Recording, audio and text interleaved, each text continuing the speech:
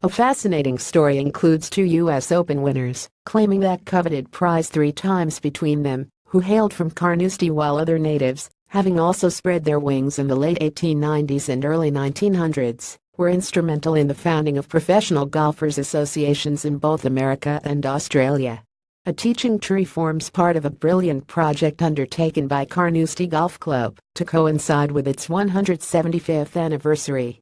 It traces the successes and accomplishments of the generations inspired to take up golf by the town's first famous son, Robert Simpson, after his Open Championship victory in 1884, and every branch on it is jam-packed with names. We are trying to get Carnoustie to waken up to the fact that it has an amazing story to tell, said club captain Bill Thompson, who has been the driving force behind the Heritage Center, which was officially opened yesterday by Paul Levy, the PGA of America president, ahead of the main celebration, a golf day involving local club captains and other guests on the championship course today.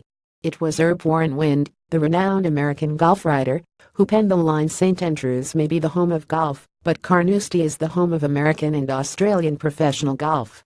Given that 15 of the 35 charter members of the PGA of America hailed from the town, and the Australian equivalent had a similar influence, Carnoustie's pioneers certainly deserve recognition. They were led across the Atlantic by the Smith family, with Willie I to make his mark as a player in the States by winning the 1899 U.S. Open, which won his brothers, Alex, then claimed twice, in 1906 and 1910. On the second of those occasions, he beat another of the golfing siblings, McDonald, in a playoff.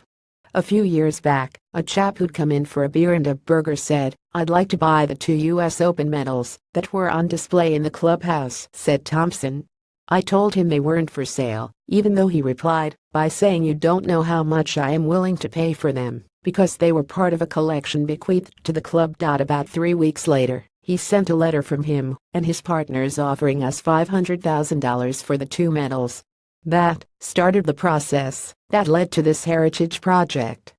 About a month later, an American from our sister club out there, Diablo Country Club outside San Francisco, arrived and the whole Smith story started to unfold. Equally intriguing is the tale of the Maiden brothers, Alan and Stuart. As Alan was making his mark in Australia, Stuart headed to America, where he taught the legendary Bobby Jones.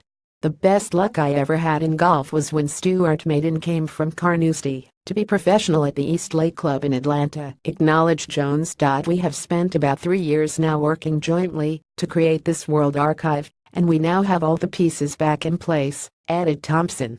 "We reckon the collection in terms of quality is the 5th best in the world, and hopefully we can use it to get some leverage out of the number of American visitors and world visitors who come to Carnoustie." Levy, delighted to be one of them this week, heaped praise on the town's pioneers. "They taught us the fundamentals and inspired us to appreciate the sport's inherent life values," he said in his foreword in a book expertly pulled together by Donald Ford, the former Hearts and Scotland striker who lives in Carnoustie, to mark that 175th anniversary.